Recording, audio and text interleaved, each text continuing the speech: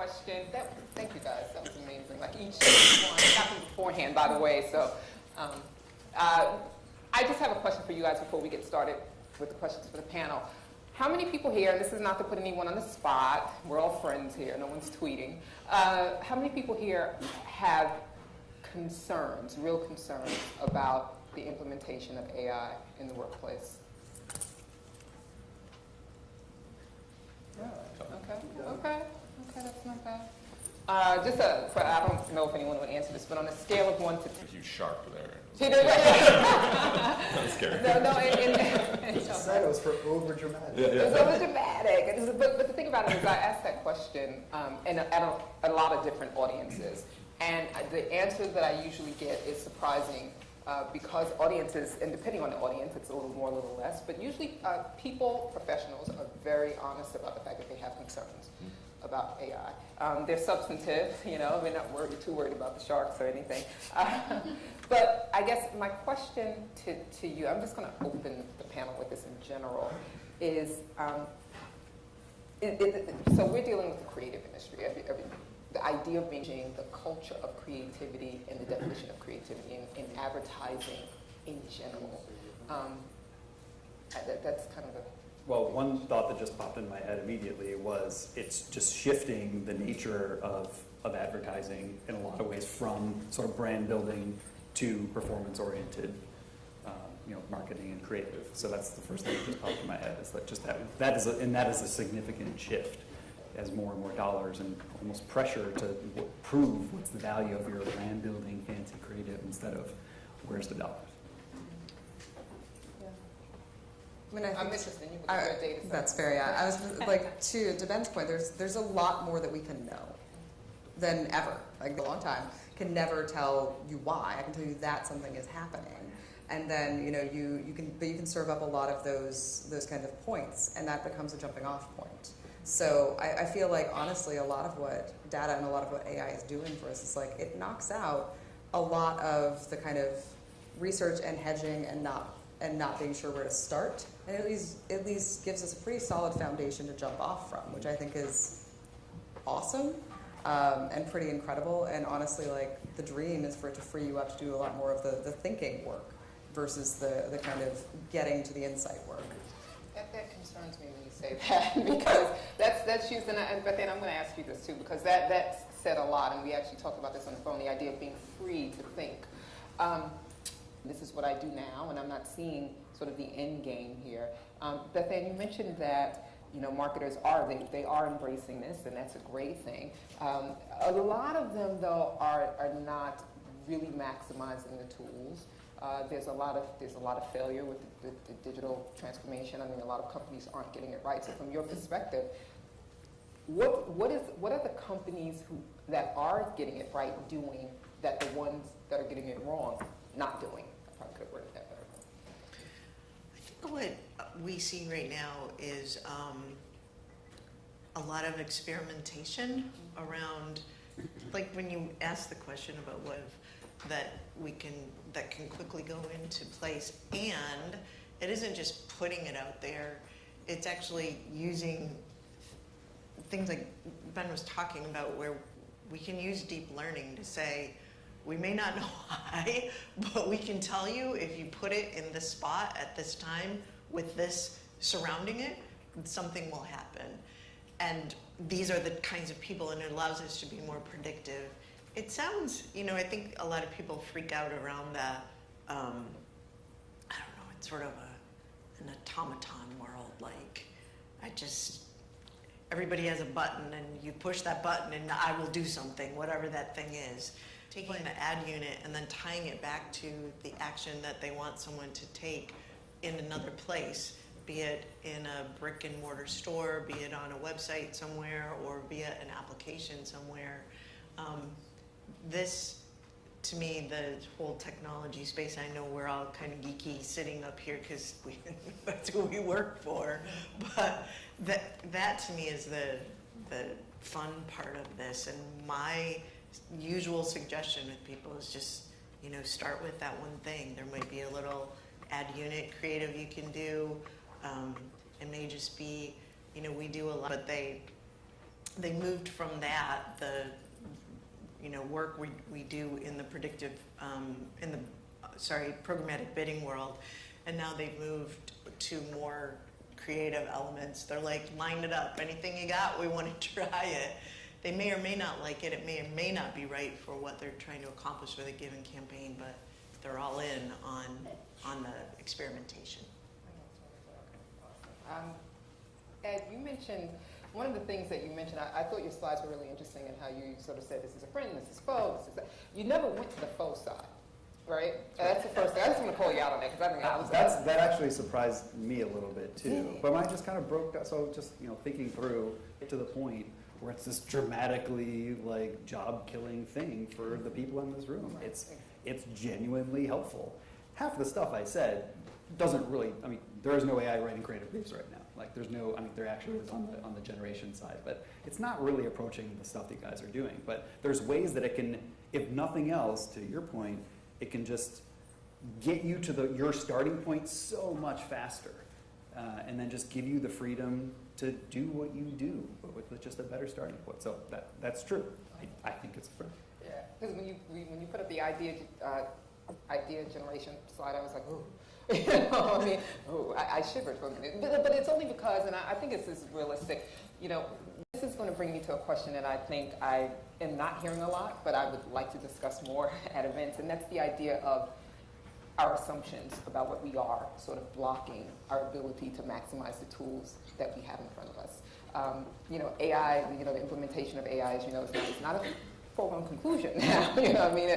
So what are the assumptions, and I know, Ben, you would know this, and you guys know this, what are the assumptions that strategists, you think, have right now, culturally? I was very early in my career when this happened, and I remember a strategist walked me through, it was a consumer journey it was conjecture, and I remember thinking, this is not going to be good long term. Well, it's good that I'm going to get to you with data right now, but just lead into you because you've got this, I know you do.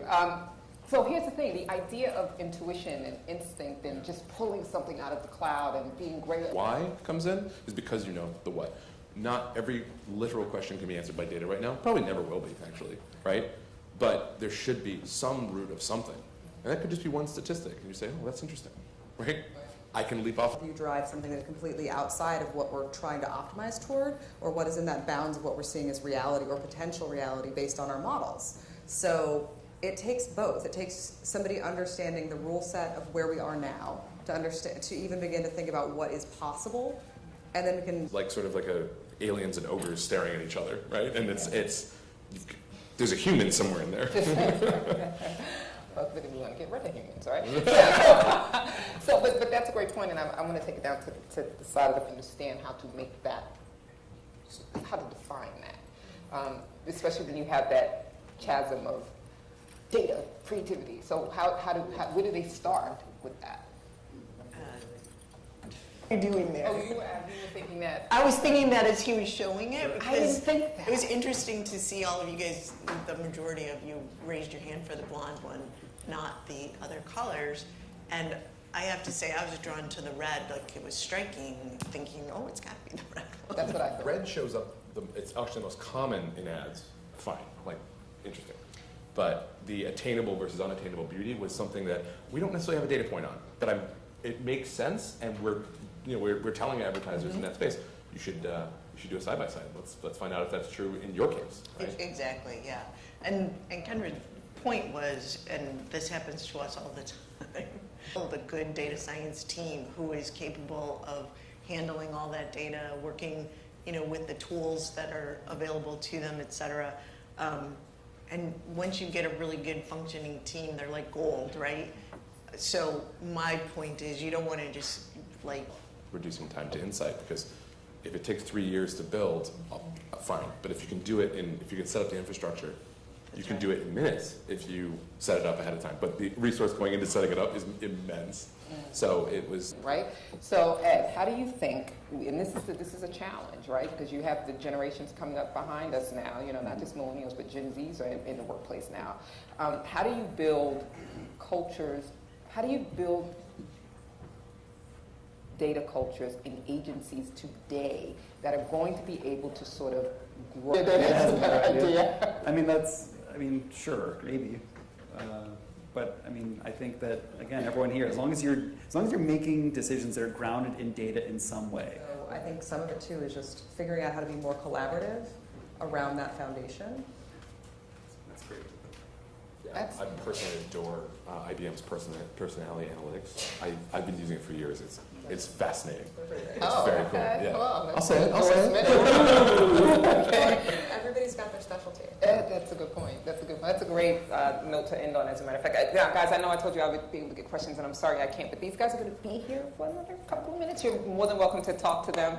And thank you so much. Thank you, Bethann and Ann and Kendra and Ben, for your expertise.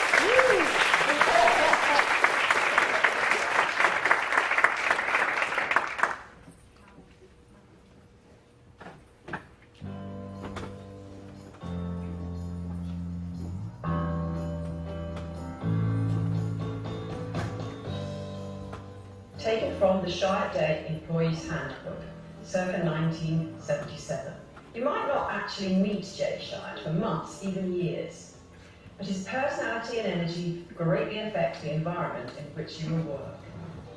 If you can cope with the complexities and contradictions of a sensitive, insensitive, articulate, vague, concentrated, dissipated Scorpio who feels no compulsion to conceal any of his feelings, then your chances of survival are greatly enhanced by at least 14 days.